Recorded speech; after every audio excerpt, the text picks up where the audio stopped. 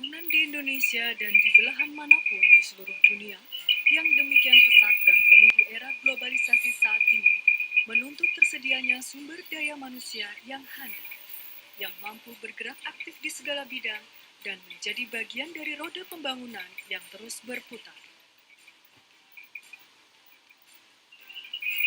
Perguruan tinggi berperan penting dalam membangun kekuatan intelektual yang diperlukan dalam mendorong lahirnya masyarakat baru yang berbasis pengetahuan, knowledge-based society. Dalam masyarakat dimaksud, ilmu pengetahuan dan teknologi merupakan penggerak utama pertumbuhan ekonomi atau pembangunan nasional yang bertumpu pada kekuatan sumber daya manusia. Mencipta dan melahirkan insan profesional memerlukan semangat untuk terus berkarya dengan dilandasi pengabdian yang tiada henti. Candi Borobudur adalah bukti dari semangat tersebut yang lahir dari seorang arsitek besar bernama Gunadarma. Dengan semangat tersebutlah lahirlah sebuah lembaga pendidikan yang saat ini terkenal dengan nama Universitas Gunadarma.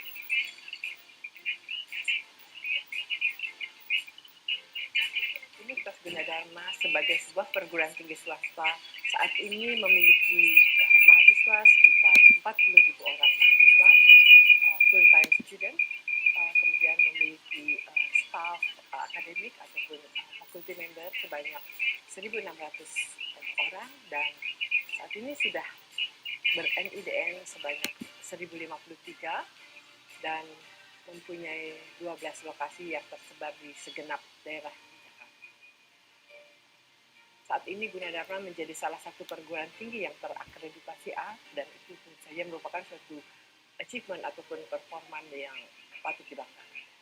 Pada tahun 1981 itu mahasiswa Universitas Gunadarma, waktu itu belum bernama Universitas Gunadarma, akan tetapi semacam program D1 PPIK dimulai dengan 92 orang mahasiswa yang kemudian selanjutnya pada tahun 1983 berubah menjadi Akademi Sains dan Komputer ataupun ASKI, dan pada tahun 1984 berubah menjadi Sekolah Tinggi Komputer Gunadarma atau disingkat STKG.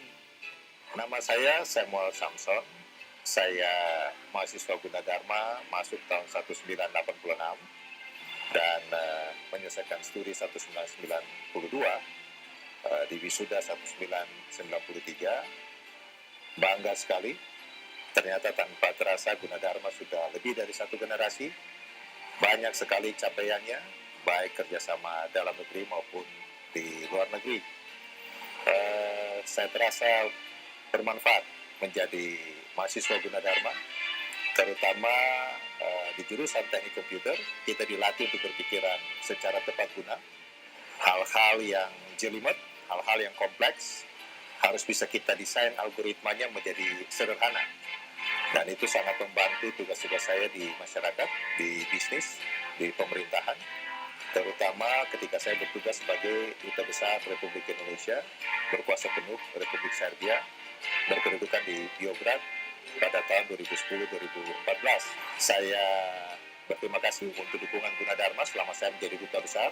Saya mungkin satu-satunya atau Duta Besar pertama sebagai alumni Gunadarma. Ini juga sebuah capaian bagi Gunadarma.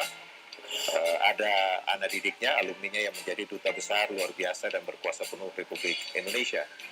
Terima kasih selama saya menjadi Duta Besar, Ibu Rektor dan tim sangat luar biasa, Pak Profesor Suryadi dan keluarga mendukung sekali. Banyak kerjasama antara Indonesia dan Serbia dan kawasan negara-negara ex-Yugoslavia. Berkali-kali Gunadarma berkunjung dan langsung melakukan kerjasama yang sangat konkret. Sesuatu yang sangat menguntungkan Gunadarma dibandingkan dengan berbagai perguruan tinggi lainnya di Indonesia. Sekali lagi, selamat kepada Gunadarma, maju terus, dan kiranya Yang Maha Kuasa selalu memberkahi setiap upaya daripada Sivitas Akademika Gunadarma. Terima kasih.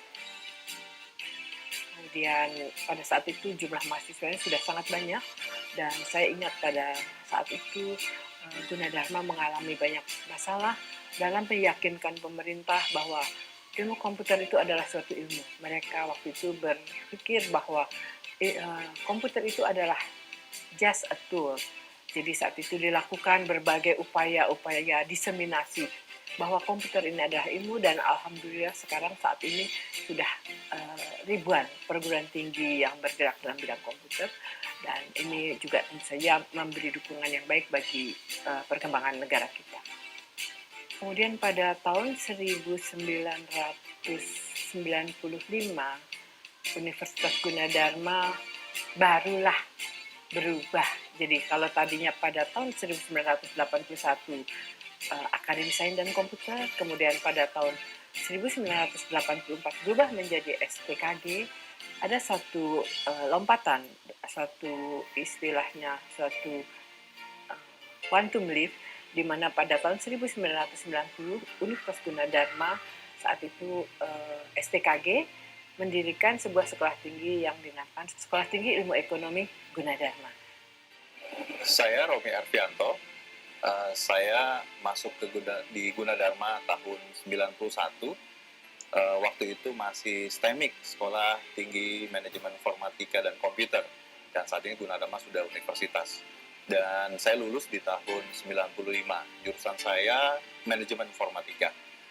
Dan saat ini saya menjabat sebagai Kepala Divisi Pengembangan IT BPJS Ketenagakerjaan. Dan di era digital saat ini, saya pikir saya tepat waktu itu memilih Gunadarma sebagai alma mater saya. Dan saat ini di digital era ini tentunya teknologi yang mendrive seluruh proses bisnisnya BPJS Ketenagakerjaan.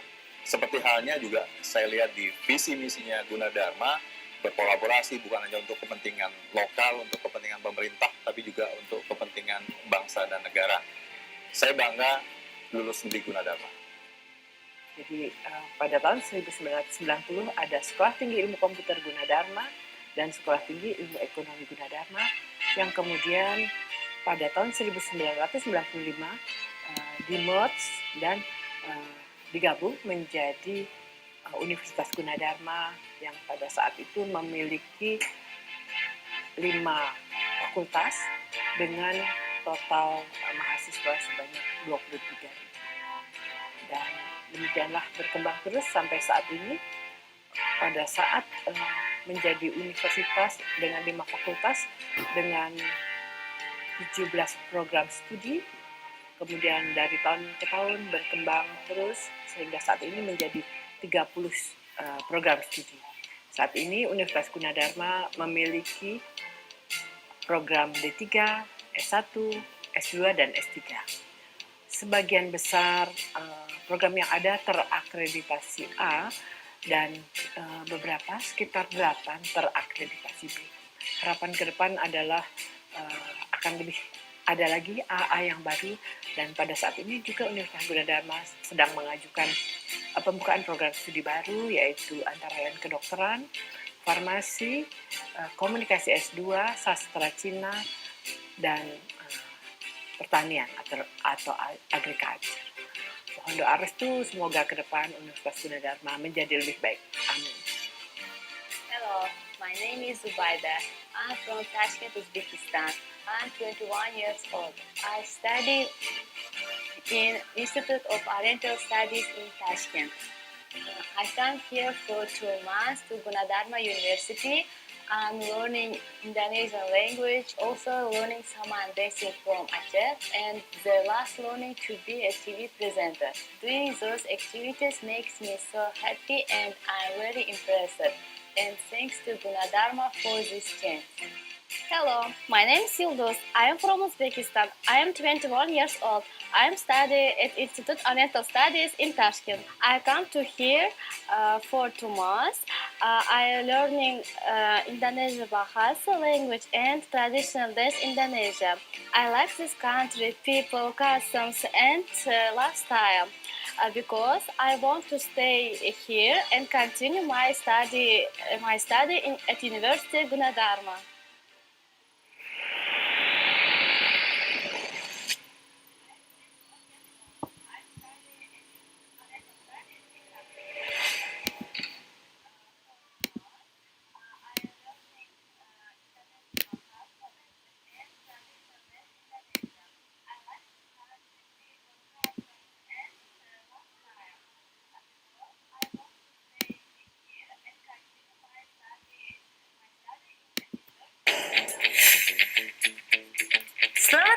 di Universitas Gunadarma. Yuk lihat fasilitasnya. Untuk mencari referensi, saya selalu ke perpustakaan ini.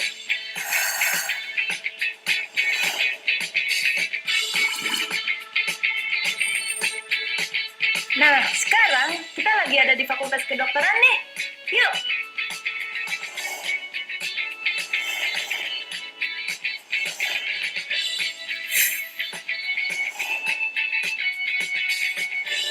Dalam tubuh yang sehat terdapat jiwa yang kuat. Ayo!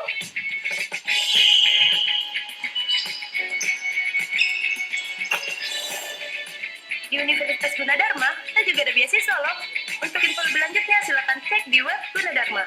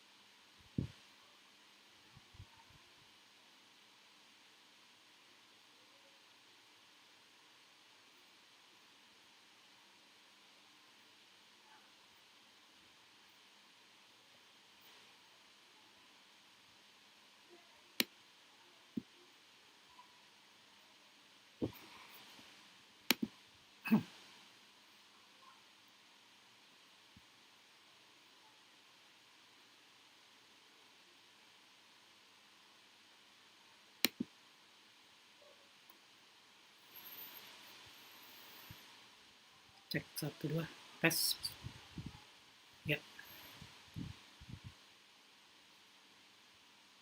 Bismillahirrahmanirrahim. Assalamualaikum warahmatullahi wabarakatuh. Selamat berjumpa saudara-saudara sekalian, para mahasiswa, para dosen, atau siapa saja yang punya perhatian terhadap profesi informatika yang ada di Indonesia ataupun secara internasional ini. Selamat berjumpa. Perkenalkan, nama saya Muhammad Iqbal dari Universitas Gunadarma. Hari ini mungkin sekitar selama 1 jam ke depan kita akan berdiskusi bersama mengenai salah satu profesi informatika, yaitu profesi Data Center Facility Administrator. Ini adalah salah satu profesi yang cukup penting, di mana di tahun-tahun terakhir ini berkembang pesat penggunaan data center. Terlebih lagi situasi pandemik COVID-19 ini juga ikut membuat semua data center yang ada di dunia ini, umumnya ataupun di Indonesia ini ada khususnya, bekerja lebih keras karena hampir semua komunikasi dilakukan melalui internet, berkomunikasi, melakukan pertukaran file, melakukan hal-hal yang tadinya mungkin dalam beberapa puluh tahun belakangan tidak terbayang sedikit pun bisa dilakukan dengan sangat mudah seperti sekarang ini. Baik, ini merupakan salah satu program kami bersama kawan-kawan 34 orang lainnya dari seluruh provinsi yang ada di Indonesia membentuk sebuah komunitas Raja Wali 34 untuk Indonesia, bekerja sama dengan YouTuber Ekoji Channel, yaitu Profesor Eko. Kami sekumpulan akademisi dan profesional yang ada di seluruh Indonesia yang mencoba untuk men-sharing atau menyumbangkan sedikit pengetahuan yang sudah kami punya kepada seluruh masyarakat Indonesia, Raja Wali yang mau mencoba merentangkan sayapnya dalam rangka mengayomi Indonesia dengan ilmu pengetahuan. Insya Allah mudah-mudahan. Jadi ini adalah satu program perdana dari Raja Wali X34 yang sudah dimulai awal April 2020 lalu. Jadi ada sekitar 34 profesi informatika yang setiap harinya, setiap pukul 10, dari Senin sampai Kamis, itu kita online di YouTube. Dan kalau khusus hari Jumat, itu kita akan mulai setelah sholat Jumat sekitar 13.30. Insya Allah, hari ini kita akan membahas tentang Data Center Facility Administrator. Ini merupakan profesi yang ke-22 yang sudah ditayangkan dalam program ini. Para sahabat sekalian bisa juga melihat yang sudah ditayangkan sebelum-sebelumnya. Silahkan, ada alamat di Sang Dosen Channel. Di situ sudah dibuatkan playlistnya sehingga bisa ditonton kembali jika ingin mendapatkan informasinya. Nah, sebelum dimulai, saya perkenalkan, saya Muhammad Iqbal dari Universitas Gunadarma. Jadi ini adalah tempat saya bernaung. Di sana saya mengabdi di sebuah university berbasiskan Information Communication Technology. Ada mulai dari program diploma atau profesional, lalu ada fakultas-fakultas yang cukup banyak di sana. Yang terbaru adalah Fakultas Kedokteran, dan juga S1, S2, begitu pula ada program Pascasarjana dan S3 ya. Kemudian Universitas Gunadarma juga memiliki pusat-pusat studi ya, terdiri dari beberapa ada 3 topik sampai saat ini ya. Itu bidang keteknikan terkait dengan mikroelektronika dan pengolahan citra ya. Kebanyakan itu informatika dan elektronika, juga komunikasi, dan ada juga desain otomotif ya, adaptasi terhadap bencana, mitigasi bencana, dan juga pengolahan energi tenaga surya. Di pusat studi ini juga ini merupakan kumpulan ya dosen-dosen, mahasiswa yang ingin melakukan suatu pendalaman materi-materi ya. Di bidang fundamental ada beberapa hal di sana, ada komputasi matematik, kombinatorik, dan rekayasa sistem. Dan juga ada bidang ekonomi, ya, meliputi ekonomi pertanian, syariah, keuangan syariah, ya, ekonomi industri, dan UMKM. Di sana para dosen atau para peneliti, mahasiswa, atau semua akademika dari Gunadarma yang mendalami suatu bidang ini akan berkumpul di sana dan menghasilkan produk-produk riset yang insya Allah bisa dimanfaatkan oleh masyarakat. Nah, apa menu kita hari ini? Nah, kita akan mulai dari latar depan dulu. Mengapa penting profesi data center ini, begitu? Ya, lalu nanti kita akan masuk satu persatu di lingkup posisinya, posisi profesi ini, lingkup pendidikan yang dibutuhkannya. Lalu ada rincian unit kompetensi yang sudah diatur oleh pemerintah kita. Ya. Saya juga akan memberikan contoh-contoh beberapa sertifikasi, ya, sertifikasi dan gambaran pekerjaannya, ya, gambaran pekerjaan dari profesi ini, ya. Gitu. Insya Allah, ya. Silakan bagi saudara-saudara sekalian yang mengikuti di YouTube, para mahasiswa, para profesional, dosen, dan yang tertarik dengan bidang profesi di data center ini, jika ada pertanyaan silakan tulis di live chat yang ada di YouTube. Insya Allah nanti akan saya baca gitu, dan jika waktunya memungkinkan akan kita diskusikan sama-sama. Baik, kita mulai latar depan. Kenapa profesi kita singkat DCFA aja ya, gitu, karena kepanjangan ini, gitu.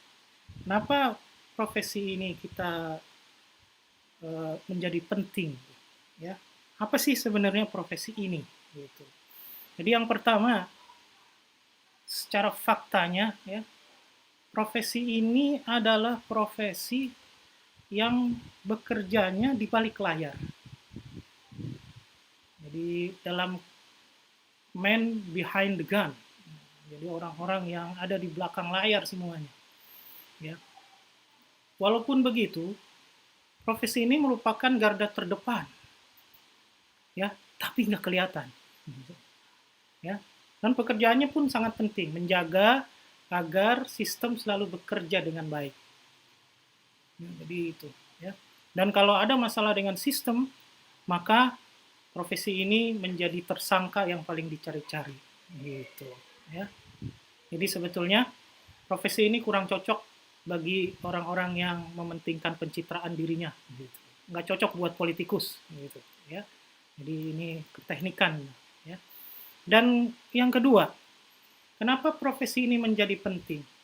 Karena apa? Karena kebutuhan tenaga ahli, ya, yang bekerja di wilayah data center ini semakin besar, ya.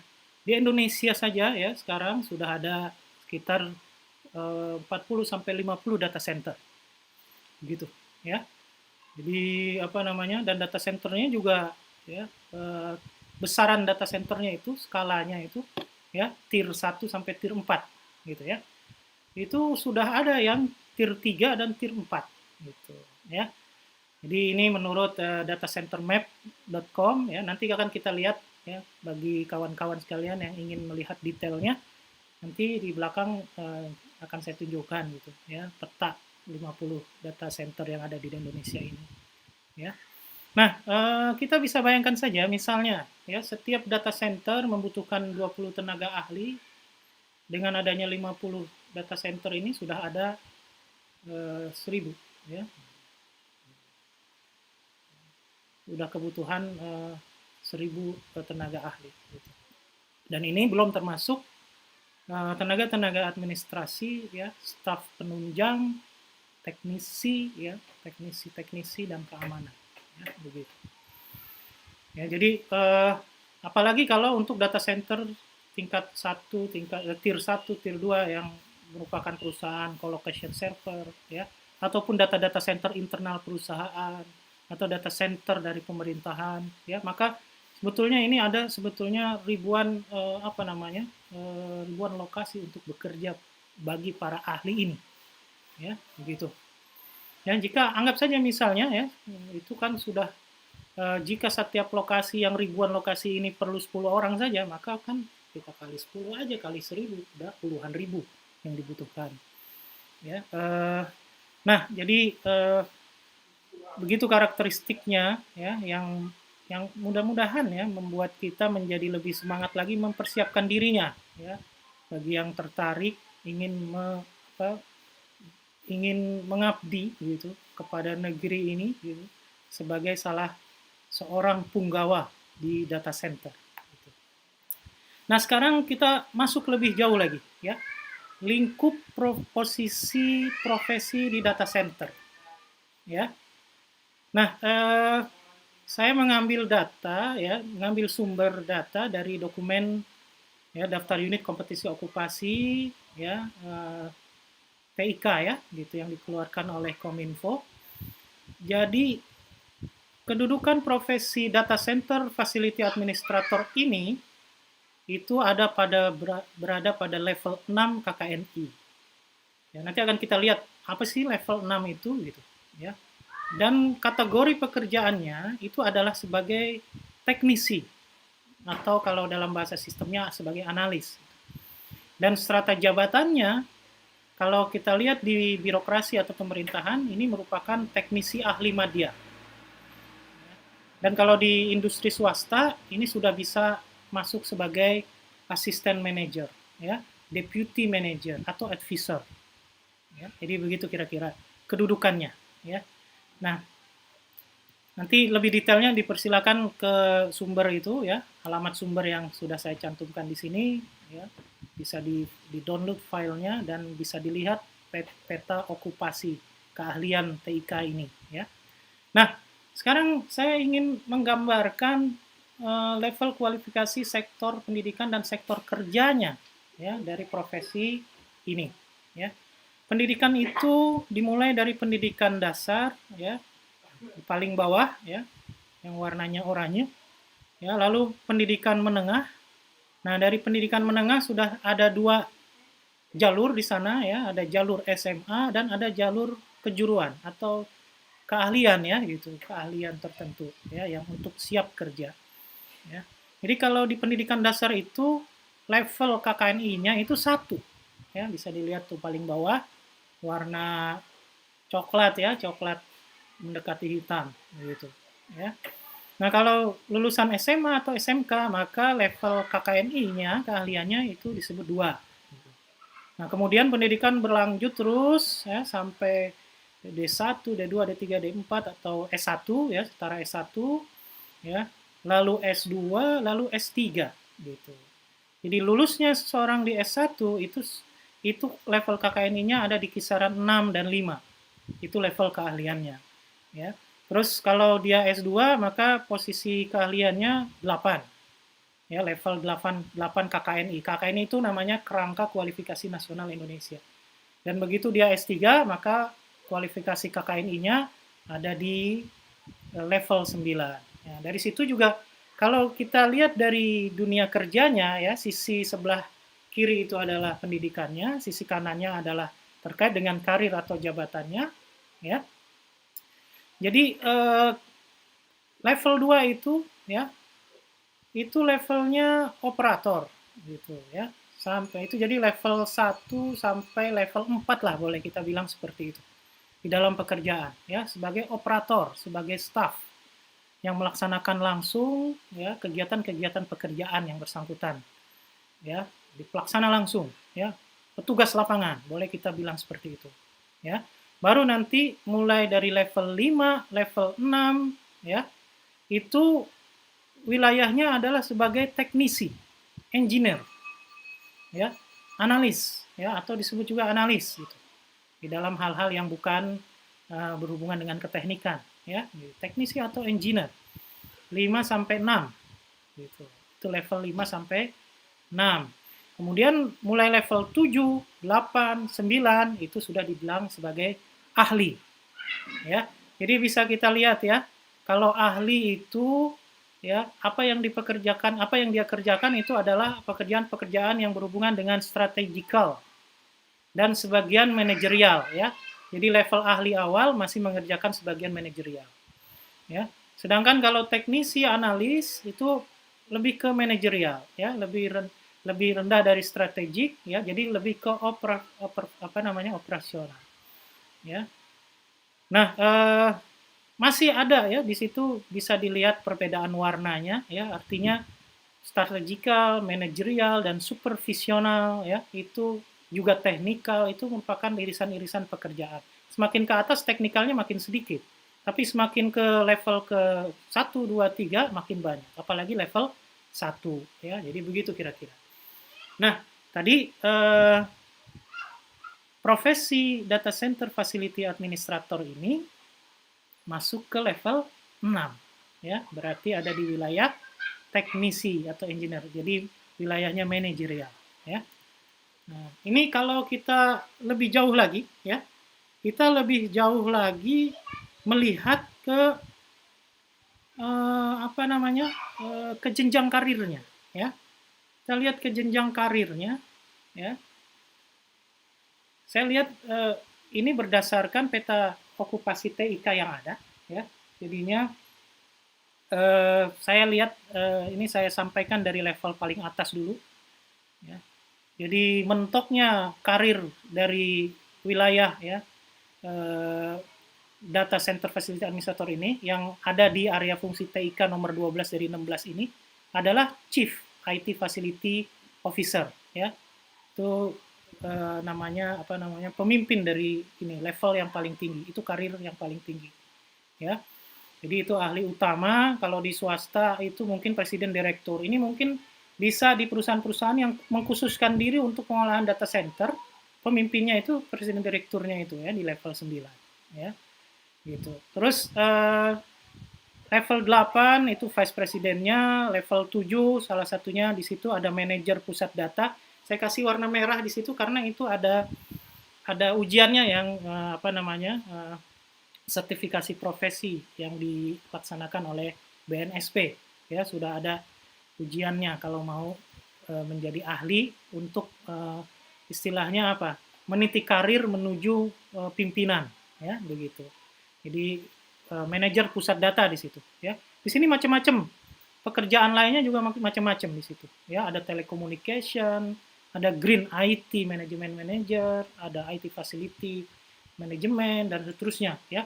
Ini merupakan keahlian-keahlian yang bisa dikuasai oleh kita semua, gitu, ya. Jadi ini level yang paling tingginya nih, ya, gitu, dari karir di bidang ini, ya. Kemudian kalau lebih bawahnya sedikit lagi, ya, level 6, level 5, level 4, ya. Nah, itu juga saya kasih warna merah paling atas tuh, teknisi pusat data media. Nah, ini juga ada ada sertifikasinya, ya, ada sertifikasinya yang dikeluarkan oleh BNSP. Itu juga bisa menjadi catatan buat kita yang mau meniti karir di wilayah ini, ya. Dan di situ di bawahnya ada data center facility administrator yang sedang kita bahas, ya. Jadi memang di wilayah 4, 5, 6 ini level KKNI-nya itu kategorinya semuanya teknisi, ya. Jadi bisa saja nanti, ya, fresh graduate, ya, kawan-kawan mahasiswa mungkin sekarang begitu lulus, ya, mungkin sedikit ada kursus-kursus yang sudah diikuti dari kampusnya atau dari kursus-kursus yang disediakan oleh swasta misalnya, ya. Jadi awalnya mungkin masuknya nggak langsung jadi teknisi media, tapi pertama juga biasanya dianggap mungkin level 4 atau level 5 gitu. Ya, fresh graduate dengan sertifikasi dan keahlian biasanya masuk langsung ke teknisi muda level 5 gitu. Ya. Bahkan kalau memang keahliannya hebat ya bisa saja langsung dia masuk ke teknisi media gitu. Ya, tapi kalau memang cuma sekedar lulus, ya, pasti awal-awalnya akan masuk ke teknisi pratama. Makanya pesan saya nih sebagai dosen juga gitu, ya, sebagai mahasiswa yang sedang kuliah, masih punya banyak waktu, kesempatan, dana, dukungan dari orang tua dan seterusnya, maka sambil kuliah itu juga dilengkapilah dengan keahlian-keahlian lain yang dicari di luar bangku kuliahan, ya, lebih ke industri yang ada di sekitar. Jadi waktu yang kita punya dimanfaatkan sebaik-baiknya untuk mengisi pengalaman begitu. Karena pengalaman itu juga termasuk suatu yang berharga, sehingga begitu kita masuk ya atau melakukan penetrasi begitu ke dunia kerja, ya maka kita sudah siap dengan level-level KKNI atau level keahlian yang cukup tinggi, dan tentu saja harganya juga jadi tinggi ya begitu. Nah ini satu lagi ya, selanjutnya ini level-level yang awal-awal ya. Level-level awal, level 1, 2, dan 3 dari KKNI ya. Nah, di paling atas itu ada staf operasi pusat data ya. Nah, ya, staf operasi data center. Itu dikasih warna merah juga ada tuh disediakan sertifikasinya oleh BNSP. Ya. Ini teman-teman yang lulus dari sekolah menengah ya, baik kejuruan gitu ya. Kalau memiliki sertifikasi ini bisa masuk ke level 3 langsung. Lalu meniti karir ke level-level selanjutnya dengan lebih mudah ya. Daripada tidak sama sekali misalnya ya. Kalau ada kesempatan kenapa tidak gitu ya. Di kesempatan. Walaupun mungkin tidak ada sertifikasi, tapi sekarang juga mungkin harap diingat ya. Saya sebagai dosen juga praktisi ya, sampai saat ini saya selalu mengupdate informasi, mengupdate pengetahuan gitu. Jadi ilmu keteknikan ini adalah satu ilmu yang terus berkembang, yang setiap saat ya, setiap waktu berlalu, maka tentu saja ada satu yang baru yang harus kita ketahui gitu. Ya. Makanya kita harus kejar. Jadi ini long life education nih ya, wilayah keteknikan ini ya. Jadi dengan begitu mungkin kita akan selalu terupdate pengetahuan ya, sehingga kita worth it ya, berharga ya. Berharga karena apanya? Karena ilmunya begitu ya. Nah ini ya. Jadi saya sudah sampaikan nih berarti ya, dari jenjang karir profesi mulai dari operator, kemudian tadi menjadi teknisi, kemudian menjadi ahli. Ya, proses-proses ini bisa dijalani oleh kita semua ya. Kalau menggunakan standar-standar saja ya, kita lakukan pencapaian menuju ke level 9 ini, kita ikuti saja mulai dari kuliah, mulai dari pendidikan dasar, pendidikan menengah, ikut kuliah, S1, S2, dan S3 ya. Atau di sisi lainnya, kalau kita mau mendapatkan level keahlian level ini, kita juga bisa melakukan sertifikasi atau pengalaman kerja. Ya, pengalaman kerja. Misalnya ini contohnya, misalnya dulu ada menteri ya, menteri kelautan misalnya, Ibu Susi misalnya ya. Ibu Susi itu sekolahnya S1 kalau nggak salah gitu. Ya, tapi dia punya pengalaman berpuluh-puluh tahun, keahlian di bidang perikanan, keahlian di bidang transportasi dan seterusnya. Kemudian bisa dikukuhkan menjadi doktor. Ya, walaupun beliau tidak kuliah secara formal di di doktor ya, S1, S2, S3-nya. Tapi karena pengalamannya diakui, akhirnya dia bisa mendapat keahlian yang setara S3. Dan tentu saja dong, gajinya atau nilainya menjadi lebih tinggi juga. Ya, jadi kita nggak usah khawatir ya, misalnya ada beberapa kawan-kawan kita yang mungkin kesempatan mengikuti pendidikan formalnya terlalu sulit gitu, berat gitu, tapi dia bisa ikut ya berdasarkan pengalaman-pengalamannya ya. Jadi pengalaman vs pendidikan gitu. Ya, pendidikan non formal ya gitu. Pengalaman itu nanti bisa bernilai juga ya, kalau kita tekun di satu wilayah dengan terus-menerus berpuluh-puluh tahun. Manusia itu memang ajaib ya gitu. Insya Allah ya, manusia yang selalu bergerak dan semangat, pengetahuannya, keahliannya akan selalu nambah. Nah, sekarang kita bicara gajinya. Nah, ya. Gaji itu gimana sih? Ya, kira-kira data center facility administrator ini kira-kira gimana ya gajinya? Ya, tapi prinsip pada dasarnya gaji itu ya fresh graduate ya, umumnya level 5 ke bawah ya. 2 sampai 4 juta ini masih umum ya. Saya belum bicara tentang data center facility administratornya ya. Biasanya ya, ini biasanya baru masuk, baru lulus lalu masuk kerja gitu. Ya, kemampuan level 5 lah ya. Kalau nggak pernah terjun selama mahasiswanya untuk nyoba-nyoba gitu ya, di proyek-proyek dosennya, di proyek-proyek luarnya, atau kesempatan untuk pengalaman ya, mengambil pengalaman itu biasanya ada di level 5 ke bawah lah keahliannya. Jadi perusahaan itu kenapa ngegaji kecil? Karena apa? Karena orang-orang yang fresh graduate ini perlu dilatih dulu sama perusahaan. Makanya ada biaya pelatihannya, makanya dia nggak akan ngasih dulu besar-besar gitu. Jadi itu fresh graduate kayak begitu. Kalau kita masuk di level 6 ya, entry-nya di level 6, kita sudah menjadi teknis yang menuju ahli ya. Dan biasanya udah punya pengalaman lah gitu. 3 sampai 5 tahun ya. Jadi standar gajinya 5 sampai 8 juta ya. Jadi begitu. Itu asisten manajer. Kalau udah manajer ya, level 7 misalnya ya. Kita sudah punya keahlian, sudah punya pengalaman 7 sampai 10 tahun ya. Pengalaman bisa dimulai dari mahasiswa ya. Ya, tingkat 2, tingkat 3 sudah mulai merintis suatu entrepreneur, misalnya apa istilahnya? Wirausaha teknologi informasi. Membuat program untuk orang-orang, untuk proyek-proyek kecil, membuat instalasi hardware atau network dan seterusnya gitu. Ya.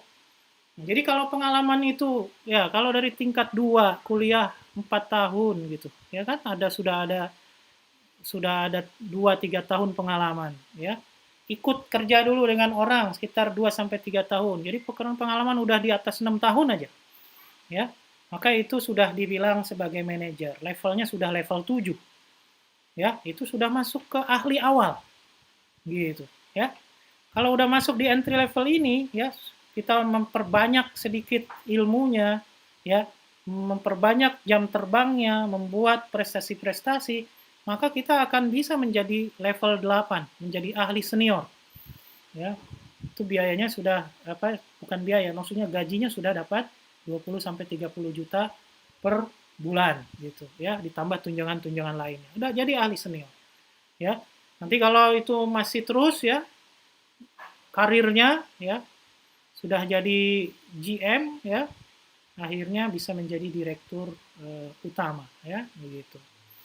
Jadi standar gaji ini ya 50 sampai 100 juta ya, plus tunjangan-tunjangan yang lainnya. Jadi itu secara posisi pekerjaan ya.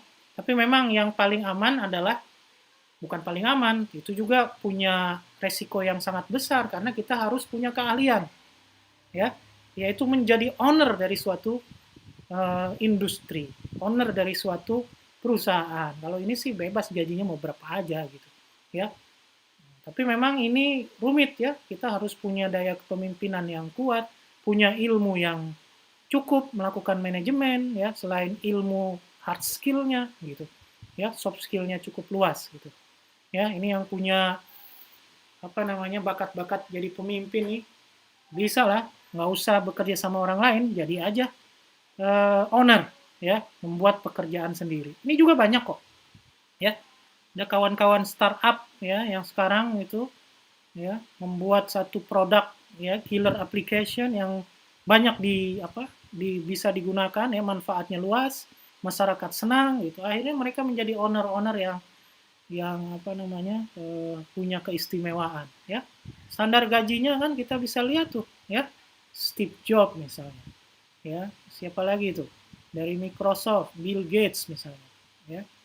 Jadi mereka punya standar yang luar biasa ya, jadi duitnya udah nggak berseri ya, jadi begitu. Nah sekarang kalau kita mau lihat ya seberapa sih sebetulnya gaji staf, teknisi, dan ahli yang ada di dalam data center. Kalau di luar negeri ya, saya dapatkan itu di situ ya, dari situs Glassdoor. Jadi kalau rata-rata itu ya, lihat $47.000, $44.000, itu ada $19 per jam gitu ya. Jadi kira-kira anggaplah 250.000 sampai 350 per jam ya, itu 3 juta per hari atau sekitar 50 juta per bulan, 50-60 juta per bulan ya. Jadi begitu kira-kira ya kalau di luar negeri gitu. Ya. Kalau kesempatan keluar juga cukup baik ya.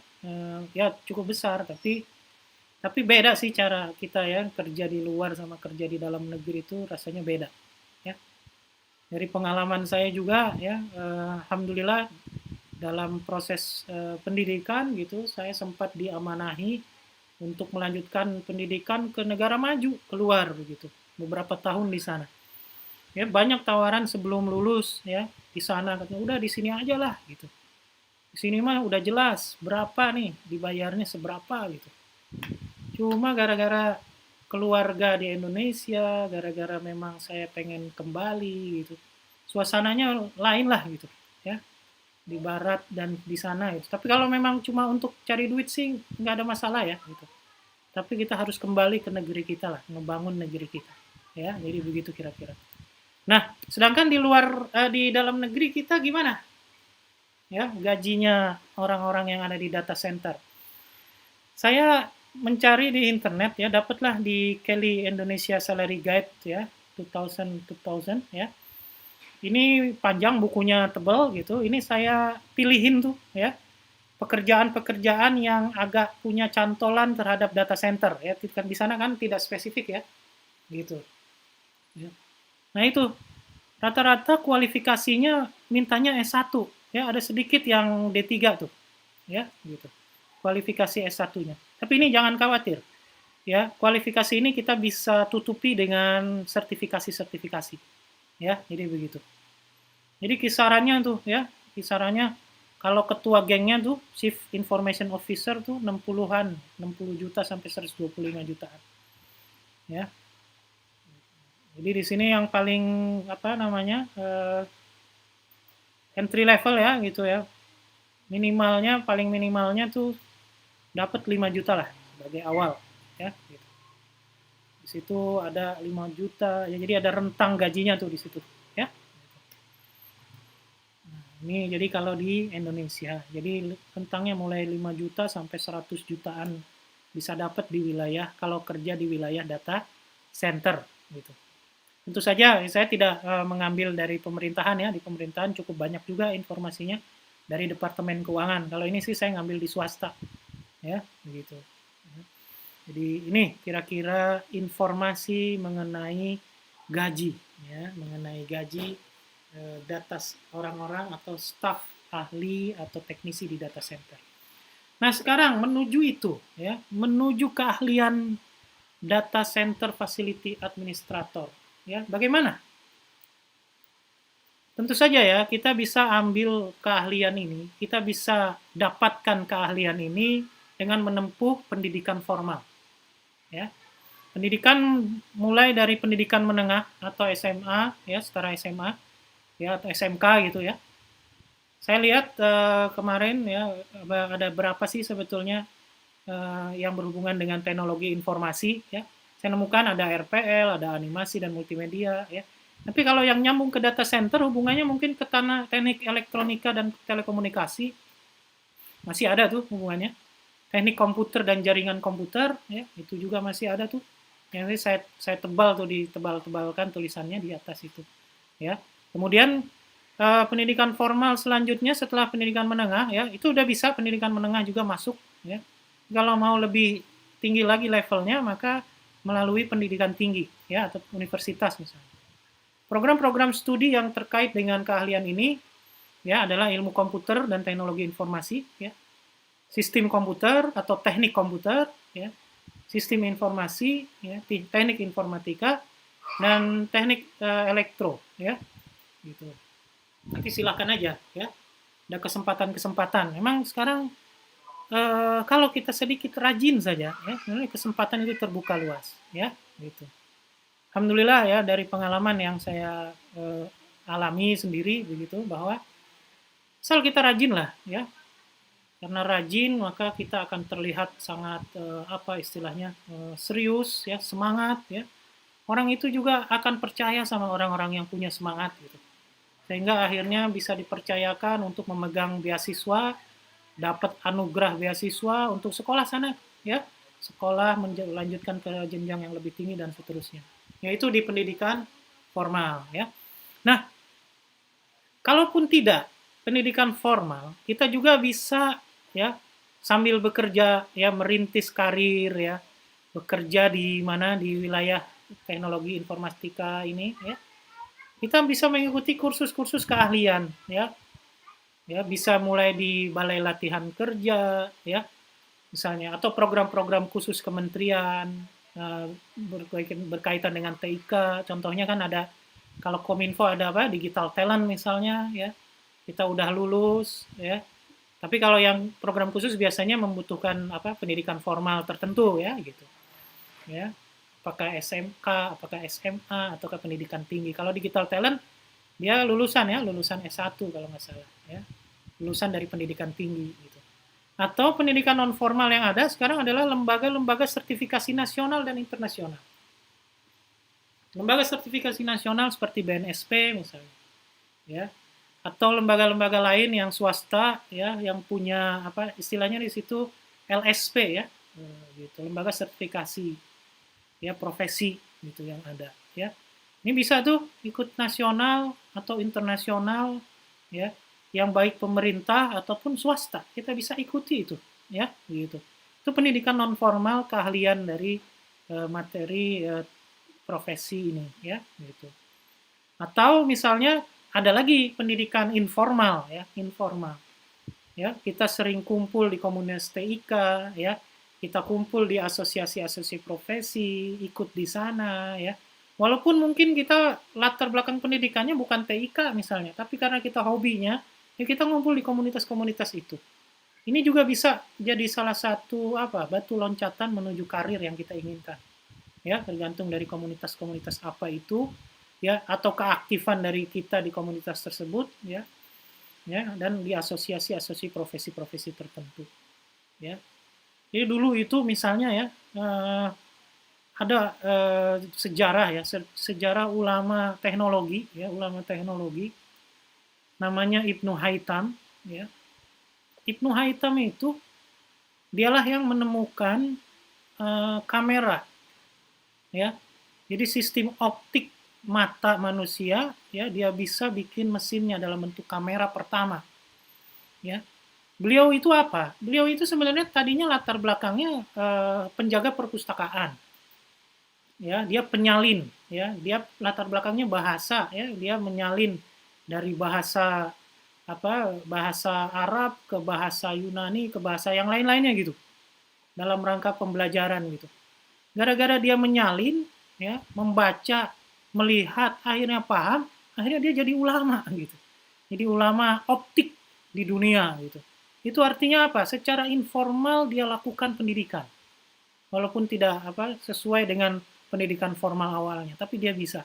Jadi artinya itu, ya. Pendidikan itu adalah suatu yang perlu diperjuangkan oleh kita, ya. Jadi kita cukup punya banyak apa namanya, modal, ya, modal manusia ini, ya. Karena modal kita ini yang modal dasar ada dua, ya. Modal sebagai hamba Allah, yang satu lagi adalah modal sebagai khalifah Allah, sebagai orang-orang atau sebagai makhluk yang akan mengisi dunia, memakmurkan dunia. Makanya dua modal ini kita bisa pakai untuk meningkatkan kualitas atau level keahlian kita. Ya, asal kita punya semangat dan mau berjuang mati-matian. Ya, jadi itu lingkup pendidikan untuk bisa meliputi ini. Nah, lingkup dasar keilmuannya apa? Ini saya contoh ambil kurikulum di pendidikan tinggi aja, sebagian saja. Di jurusan sistem komputer Gunadarma. Ya, saya gedein dua itu, ya. Ada beberapa juga yang agak besar, ya. Jadi itu menjadi dasar, ya, jaringan komputer, keamanan komputer, ya, analisis kinerja sistem, bahkan di situ ada kecerdasan buatan. Ini yang kira-kira, ya, materi-materi yang menjadi modal dasar keilmuan kita untuk bisa menjadi seorang yang ahli di bidang data center facility ini. Ya, gitu. Ada simulasi permodelan, teknologi sensor, dan etika profesi. Ya, itu masih banyak. Semua yang saya tuliskan di sini itu bisa menjadi apa namanya, andalan kita, ya, pengetahuan. Makanya serius pas kuliah ini, gitu, ya. Dan jangan merasa cukup dengan apa yang didapatkan di bangku kuliah, gitu, ya. Cari di luar juga banyak, ya. Internet sekarang sangat luas, ya. Kita bisa melihat di berbagai macam situs untuk belajar, bahkan di YouTube, ya.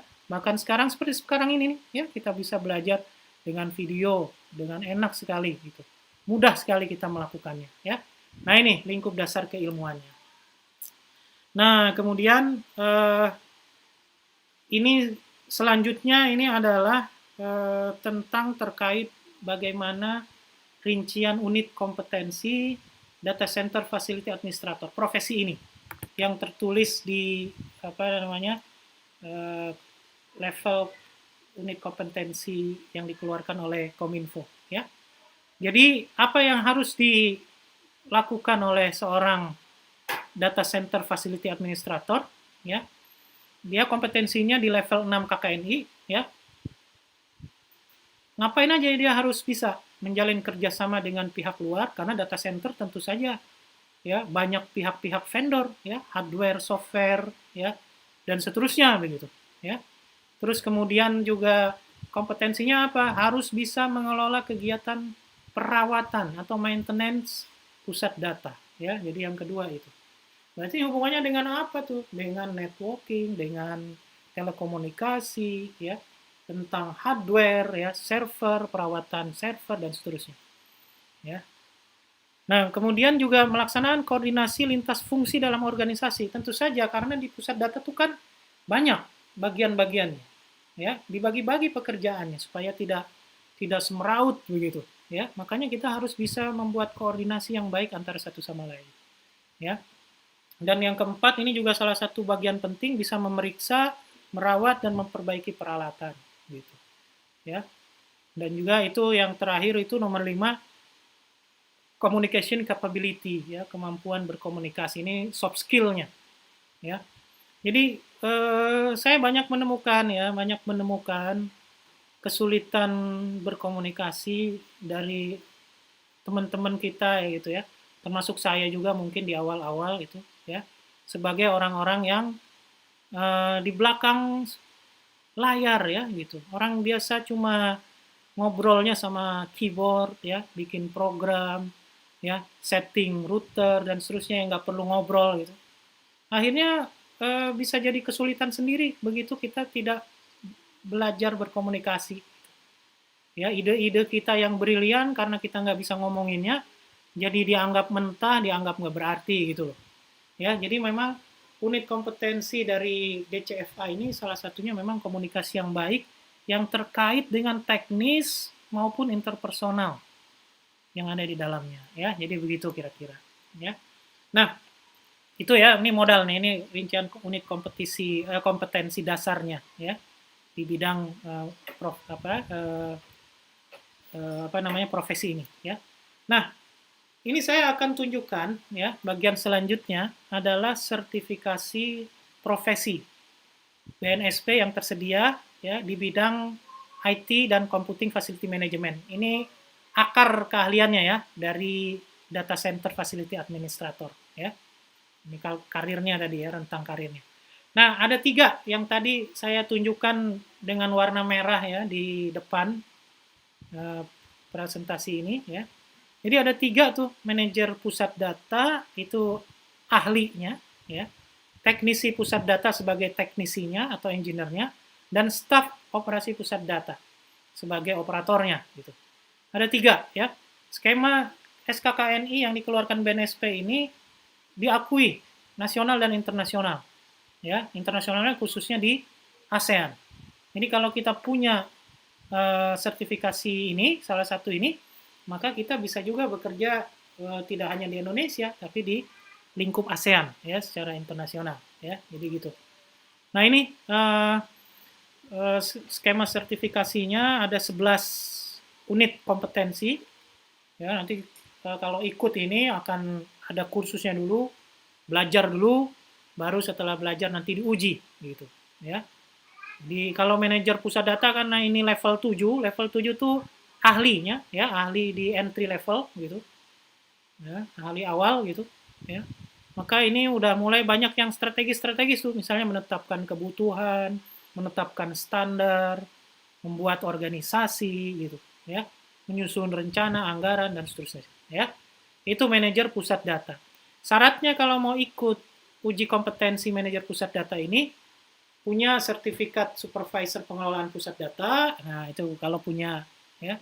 Jadi itu istilahnya sertifikasi awalan ya gitu, prasertifikasi dulu gitu sebelumnya yang harus dimiliki kalau mau ikut ini ya. Tuh bisa lulusan D3 atau sarjana. Kalau udah mau lulus ya udah lulus gitu. Atau pekerjaan profesional dengan pengalaman 3 tahun tuh. Ya. Jadi gitu ya, ini untuk menjadi manajer. Kalau manajer kan lumayan tinggi ya. Nah, itu level 7. Nah, kalau saudara-saudara sekalian ingin ikut yang di tengah sebagai teknisi, itu level 6, ya. Di sini juga teknisi itu sebagian pekerjaan udah strategik, sebagian lagi bukan operasional, sebagian lagi taktikal ya gitu. Ya. Jadi sebagian masih ada teknis-teknisnya ya gitu.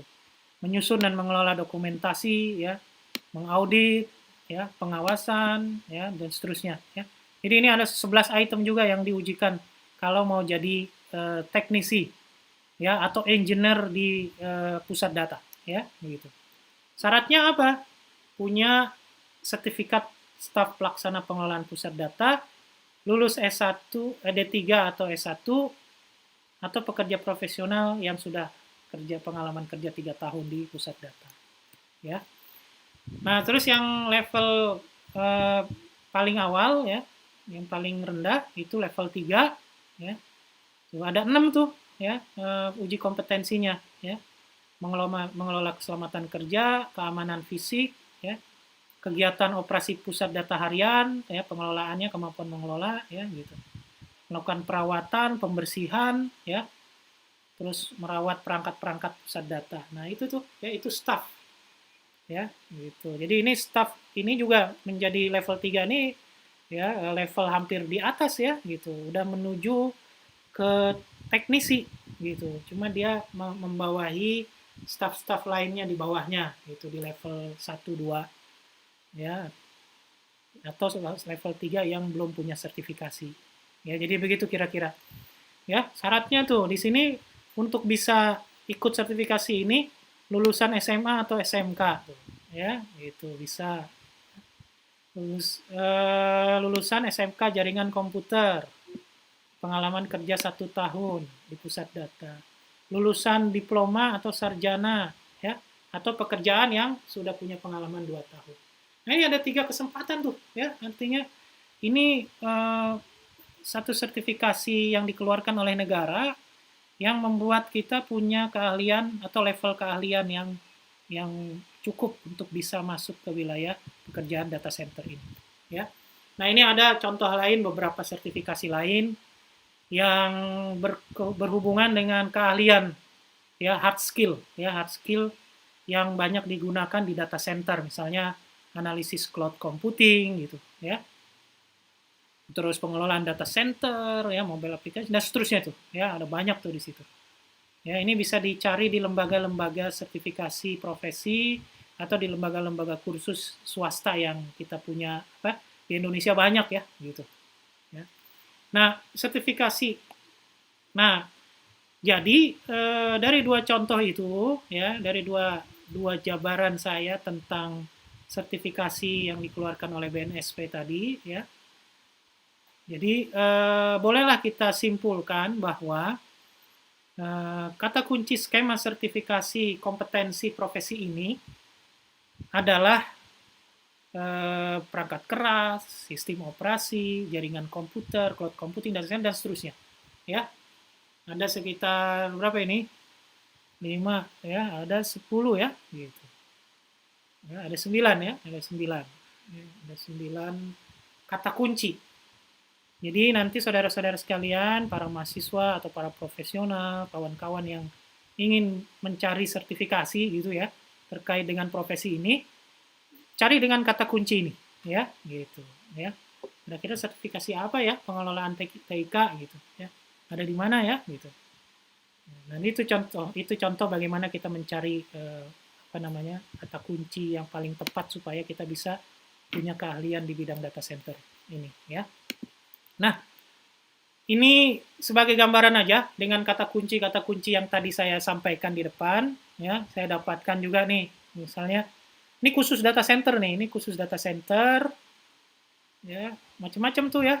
Jadi ada certified, accredited, tier, spesialis, ya data center itu kan besarnya itu berdasarkan tier ya, tier 1, tier 2, tier 3, tier 4 gitu ya. Nah, jadi gitu. Ada lagi data center expert, data center facility operation manager, oh banyak ya. Nah, yang warna biru di sebelah kanannya ini itu yang agak jauh dikit lah gitu, tapi apa namanya masih dekat gitu dengan kekasan ya, kekasan sertifikat ini ya. Nah, jadi itu termasuk ada CCNA dari Cisco, ada dari Microsoft ya, ada dari ethical hacker gitu ya. Nah, atau ya ini contoh sertifikasi data center. Terus ada juga yang mungkin bisa kita jadiin apa? Dijadiin andalan. Karena ini kita bisa saja bukan hanya di data center ini. Ya, kita bisa bekerja di bidang-bidang lainnya kan tadi ada 16 bidang TIK kan gitu. Ya, data center facility administrator ini cuma salah satu bidang, yaitu bidang ke-12. Ya, artinya ini sertifikasi keamanan ini ya bisa dipakai di berbagai macam jenjang karir yang lain gitu ya. Jadi ini juga bisa menjadi alternatif pilihan bagi kita semua. Saya mah nggak mau spesifik, saya mau bagian keamanan aja. Ya nanti di sana juga begitu kita ambil security misalnya, banyak tuh security-nya, banyak tuh security analyst, ya certified network defender itu bisa kita terapkan ke berbagai macam bidang yang 16 bidang TIK tersebut. Ya. Jadi kadang-kadang kita juga harus berpikir strategik kalau mau milih sertifikasi. Karena sertifikasi ini kan ada biayanya gitu. Ya.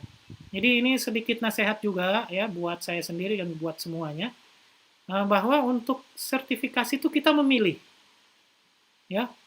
Kalau duitnya nggak berseri ikutin aja semua gitu dan senang belajar gitu ya. Tapi kan duitnya sayang gitu, mubazir. Ya, manusia tuh biar gimana perlu satu lah keahlian ya gitu. Ya, makanya pilih salah satu secara strategis milihnya. Ya. Salah satunya mungkin sertifikat keamanan ini, sertifikasi keamanan TIK ini bisa dipakai di berbagai macam. Ini salah satu sertifikasi yang strategis bisa kita miliki, ya. Nah, ini juga termasuk sertifikasi yang strategis juga, ya sertifikasi yang berhubungan dengan jaringan komputer. Ya, ini skema dari Cisco nih, ya. Dari Cisco banyak juga nih spesialisnya, ada 4 ya, ada 6 ya. Ada 8 tuh. Spesialis yang di bawah nih, ya, spesialis Cisco. Dari sini nanti pelajarannya macam-macam tuh, dari yang entry, associate, profesional sampai expert gitu.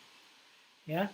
Jadi sertifikasi Cisco atau sertifikasi mikrotik ya, biasanya di SMA karena Cisco mahal, SMK maksud saya ya, di sekolah belajarnya pakai mikrotik persiapannya. Nah, ini bisa kita juga manfaatkan. Ya, mikrotik ini dari level basic, advance sampai expert gitu, ya. Ada ya ini apa namanya? Contoh sertifikasi di jaringan komputer. Nah, jaringan komputer juga termasuk sertifikasi strategik sama seperti security tadi ya. Apapun sekarang menggunakan jaringan komputer ya, teknisi jaringan komputer sangat banyak gitu sekarang ya, sangat dibutuhkan banyak gitu ya. Makanya ini juga salah satu sertifikasi yang strategis yang bisa kita pilih gitu. Nah, ini sertifikasi yang lain ya, ini misalnya sertifikasi pengelolaan proyek ya, sertifikasi sistem, penggunaan sistem operasi ya, implementasi dari suatu sistem Microsoft misalnya di situ ya contohnya MCSE, atau ini sertifikasi pengelolaan perangkat keras ya dari CompTIA. CompTIA juga ngeluarin yang network, juga ngeluarin yang security gitu. Ya, ini internasional ya. Security internasional ya. Di Indonesia juga sudah punya kantornya mereka gitu ya. Nah, itu beberapa contoh sertifikasi ya, mudah-mudahan ya silakan saya nanti bisa dipilih ya bagi kawan-kawan yang ada di sini ya supaya bisa apa namanya? Meningkatkan keahlian ya untuk di bidang ini ya. Nah, sekarang saya ya ingin ini udah tinggal sedikit ya. Saya ingin menyampaikan gambaran pekerjaan ya, gambaran pekerjaan ya yang akan dihadapi oleh profesi ini gitu ya. Apa nih kira-kira gitu ya. Nah, data center tuh gimana sih gitu ya. Data center itu sejauh mana gitu ada di wilayah kita gitu. Ini sekali silakan saudara-saudara bisa coba sendiri nih masuk ke alamat situs ini di atas nih ya, datacentermap.com ya. Jadi saya coba kita lihat ke situs tersebut ya, yang dimaksud. Sebentar, kita lihat. Nah, ini contoh situsnya nih ya, gitu. Sekarang kita lihat data center ini, coba kita masuk ke wilayah Indonesia ya. Jadi ini data center map ini secara ada sekitar 4.000-an ternyata di situs ini ya.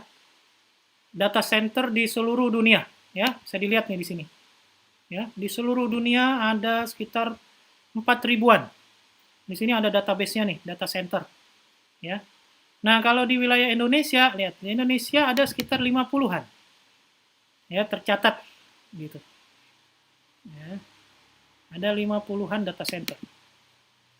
Coba kita masuk ke dalam. Nah, ini Indonesia nih, ya.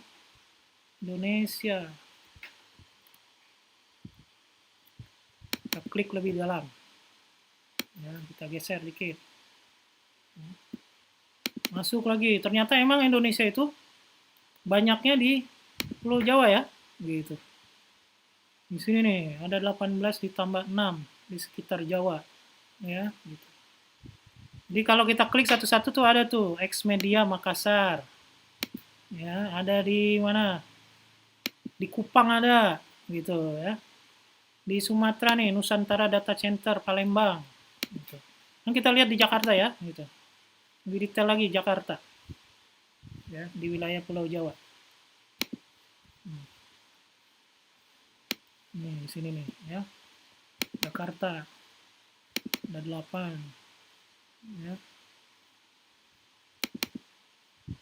Nah, di sini nih, ya.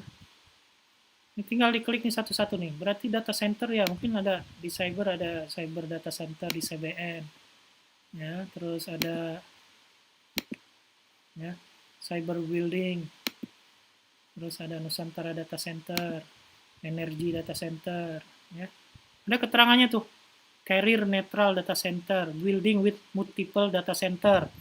Kalau yang warna apa biru ya, non netral data center, itu ada maknanya ya, gitu. Silakan di ini sendiri. Ini sebenarnya apa nih? Ini calon tempat kerja kita ini, gitu, ya.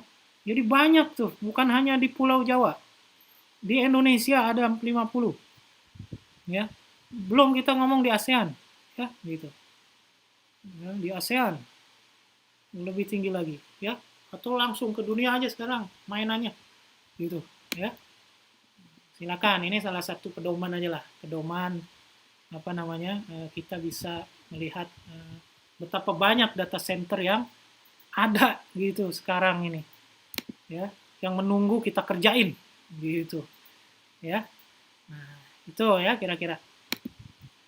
Nanti silakan itu bisa didalami lebih jauh lagi tuh di itunya ya, informasi perusahaannya seperti apa ya, begitu ya. Nah, sekarang kita bisa lihat ya, itu data centernya. Terus yang bisa kita jadikan awal untuk melihat situasi itu adalah kita lihat asosiasi-asosiasi data center di sekitar kita ya. Di Indonesia salah satunya yang terkenal itu ada Asosiasi Penyelenggara Data Center Indonesia. Gitu ya. Yang di internasional juga banyak. Ini di Indonesia nggak terlalu banyak ya, tapi ini mungkin yang saya bisa temukan gitu. Kalau di internasional sangat banyak, tapi ini saya ngambil yang kira-kira cukup lengkap lah gitu ya. Namanya IDCA ya gitu. International Data Center Authority gitu ya. Itu asosiasi-asosiasi terkait dengan data center ya. Jadi ini suatu yang yang menarik bagi kita lah gitu. Ya. Menarik sebagai sebagai awal kita mendalami apa sih sebenarnya pekerjaan kita, apa sih kesempatan-kesempatan kita supaya bisa masuk gitu, ya. Nah, data center itu sendiri, ya, adalah pendukung data governance, ya, pengaturan data, gitu, ya. Jadi ada nih di sini ada well data governance nih, ya, banyak sih sebenarnya, ya. Tapi kalau yang berhubungan dengan profesi ini itu lebih kepada hardware, networking dan seterusnya, ya. Tidak ke pengolahan datanya. Kalau pengolahan datanya itu namanya data scientist dan lain-lain ya, gitu. Ada profesi lain itu, ya. Jadi kalau kita mau di bidang orang-orang yang di belakang layar, ya inilah kira-kira pendukung data governance yang bisa kita ini pekerjaannya gitu, ya. Bagaimana menyimpan data dengan baik, storage-nya seperti apa, operasinya seperti apa, ya. Bagaimana mengamankan datanya, ya. Setting-setting alat-alat networking, ya, untuk mengamankan data. Bagaimana kemudian bisa menyatukan data dalam integrasi atau interoperability, ya. Alat-alat apa penunjang supaya kuat melakukan interoperability data, ya, baik hardware maupun software. Lalu data warehousing, ya, pengolahan data itu, ya, plus business intelligence yang ada di sana. Itu kan perlu mesin yang besar, perlu mesin yang kuat, server yang kalau bisa bukan PC lagi, ya, bukan kelasnya kelas mikro lagi, tapi bisa kelas super komputer, ya. Ya, sekarang misalnya menggunakan mesin-mesin, ya, Nvidia misalnya di GX1 dan seterusnya, ya, gitu. Jadi untuk pengolahan big data dan untuk data science gitu. Jadi kita bukan bicara data science-nya, tapi kita berbicara tentang backbone-nya, berbicara tentang hardware pendukung-pendukungnya gitu, ya. Jadi profesi ini begitu, ya. Kemudian data center, ya, adalah pendukung data government, ya. Dukungan data center pada elemen lingkungan data governance ini, ya, meliputi dukungan teknologi, nah itu ya, gitu. Meliputi tools dan deliverable di sana, ya. Jadi terus juga meliputi proses, ya, prosesnya apa gitu, ya. Jadi teknologi pendukungnya dan proses pendukungnya, gitu, ya. Di ini kita bisa masuk data center keahlian, ya, ini masuknya di wilayah ini, ya, mendukung wilayah teknologi dan mendukung wilayah prosesnya, ya. Nah, ini juga saya simpulkan gitu ya, bahwa pekerjaan yang di industri, ya, tadi itu di depan saya juga sudah sampaikan lingkup pekerjaannya gitu. Tapi ini yang saya sampaikan di bagian terakhir, ya, ini adalah lingkup pekerjaannya di industri, gitu, ya. Kalau yang tadi yang disusun oleh pemerintah, kalau ini yang di industri, gitu, yang langsung ditemukan di industri, ya. Itu contohnya mulai instalasi manajemen jaringan, manajemen server, manajemen virtualisasi, infrastruktur dan seterusnya, sampai keamanan, gitu. Ya, artinya apa di sini? Saya ingin menunjukkan bahwa masing-masing poin yang ada di sini itu membutuhkan banyak orang, ya, melibatkan puluhan orang dalam satu tim, masing-masing ini, gitu, ya, masing-masing ini akan dikepalai atau dipimpin oleh seorang tenaga ahli senior, ya. Jadi ada tuh 2, 3, 4, 5, 6, 7, 8, 9, 10 tenaga ahli ini misalnya di satu perusahaan yang berbeda misalnya, ya. Jadi ini artinya apa? Artinya lingkup profesi ini, pekerjaan ini itu cukup banyak, ya, dibuka ya pekerjaan ini dalam keahlian ini, ya. Jadi gitu, ya. Nah, ini juga sedikit yang perlu kita ketahui, ya, terkait isu-isu pada data center, ya. Jadi isu yang pertama, yang kenapa saya jabarkan isu ini? Karena apa? Karena ini juga menjadi salah satu poin yang harus kita selesaikan pada saat kita nyemplung di wilayah ini sebagai seorang ahli, gitu, ya. Jadi isu yang pertama itu adalah isu energi, ya. Isu energi ini adalah isu yang berhubungan dengan bagaimana membuat data center yang hemat energi gitu. Ya. Di situ ada tautan yang bisa diklik lebih lanjut ya di slide share tentang bagaimana pengelolaan energi. Itu nanti kawan-kawan semua bisa belajar ya bagaimana membuat green data center misalnya. Ya. Terus yang kedua yang harus berhati-hati juga adalah isu etika, isu legal atau isu hukum. Ya. Itu juga saya kasih tautan ada top 10 legal isu ya terkait dengan data center project ya.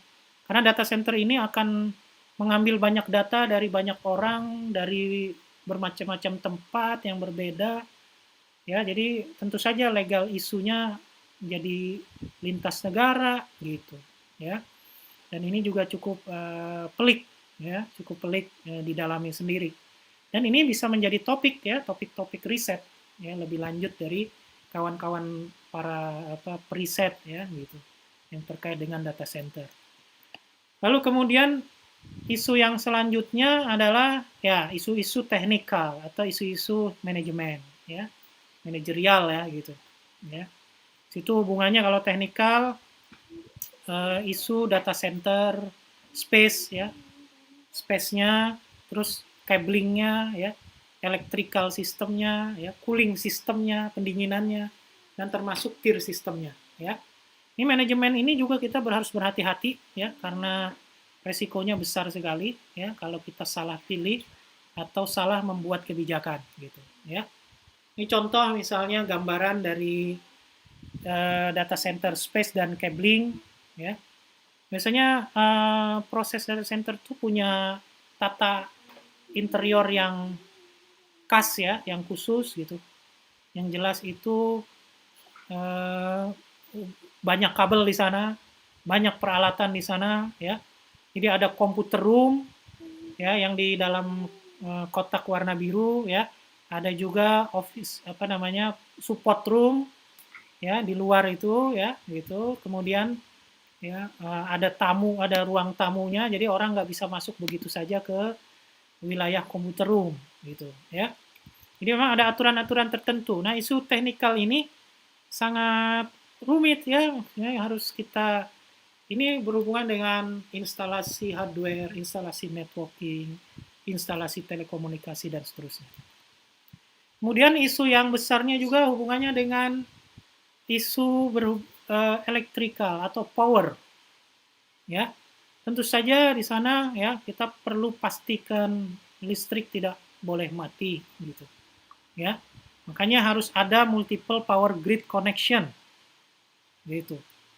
Ya. Terus listriknya yang harus stabil gitu, tidak turun naik ya. Terus ada generator ya untuk untuk hal-hal yang emergensi ya, termasuk UPS ya. Termasuk UPS ya. Nah, jadi ini juga isu electrical ya gitu ya. Jadi bisa sini bisa berbahaya ya kalau kita sembarangan menggunakan listrik ya, bisa menggunakan isu power ini ya. Kesalahan pada power ini akan mengakibatkan kerusakan pada server tentu saja, kerusakan pada perangkat-perangkat jaringan komputer yang ada di dalam suatu data center ya. Makanya di situ PDU-nya, power unit-nya itu harus intelijen ya, harus dipilih yang high end ya untuk melindungi itu semua ya. Ya. Nah, kemudian ada lagi yang berhubungan dengan data center cooling system. Ya. Nah, ini sistem pendinginan.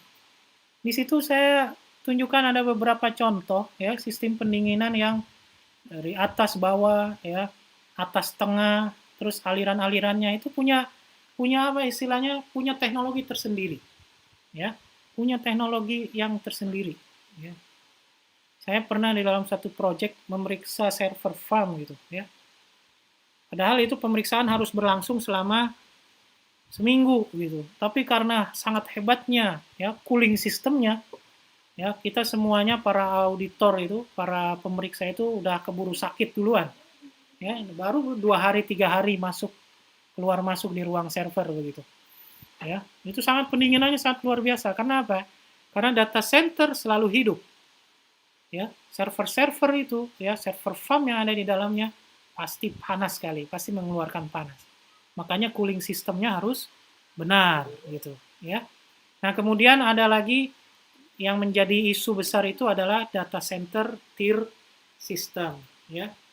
Jadi data center tier system yang ada ini, ya, ini adalah isu yang berhubungan dengan seberapa besar data center yang kita buat, ya. Jadi tentu saja di sini kita harus melihat bisnis karakteristiknya, ya. Dari bisnis karakteristik ini baru kita akan lihat sistem desainnya seperti apa, ya. Jadi ini mulai dari tier 1, tier 2, tier 3 sampai tier 4, ya. Jadi tentu saja kapabilitas dari data centernya itu berbeda satu sama lain, kekuatannya gitu, ya, kemampuan mentoleransi, ya, downtime-nya juga harus berbeda satu sama lain, ya. Jadi inilah yang kita mungkin perhatikan, ya. Jadi isunya ada 5 isu nih, ya. Isu-isu inilah yang nanti dijawab bagi para calon, ya, para calon data center staff, data center expert atau data center engineer, ya. Nah, itu yang bisa saya sampaikan, ya. Mungkin saya baca ada beberapa pertanyaan, ya. Salah satunya tadi ada yang bertanya soal peralatan. Nah, peralatan ini bolehlah kita lihat dari isu-isu ini, ya, isu-isu yang ada, ya, isu teknikal, ya. Jadi peralatan-peralatan di data center itu ya paling tidak ada di 5 hal ini, gitu, ya. 5 hal ini, peralatan yang berhubungan dengan instalasi, yaitu space dan cabling, ya, peralatan elektroniknya, ya, peralatan cooling sistemnya, elektrikalnya, dan juga tier sistemnya, ya. Jadi begitu, ya. Mungkin itu, ya, hari ini penyampaian saya tentang bagaimana data center. Ya, sampai berjumpa di lain kesempatan, ya. Insya Allah, ya, mudah-mudahan yang sedikit ini bisa bermanfaat, ya. Saya, ya, saya Muhammad Iqbal, ya, dari tim Raja Wali 34, ya, hari ke-22, ya, profesi yang kedua-dua yaitu Data Center Facility Administrator, ya. Kami mohon diri, ya, mohon maaf atas segala kekurangan. Sampai berjumpa besok, ya, untuk ketemu lagi sampai ke profesi yang 34, ya. Tentu saja dengan orang yang lain, ya. Mudah-mudahan yang sedikit ini bermanfaat. Assalamualaikum warahmatullahi wabarakatuh.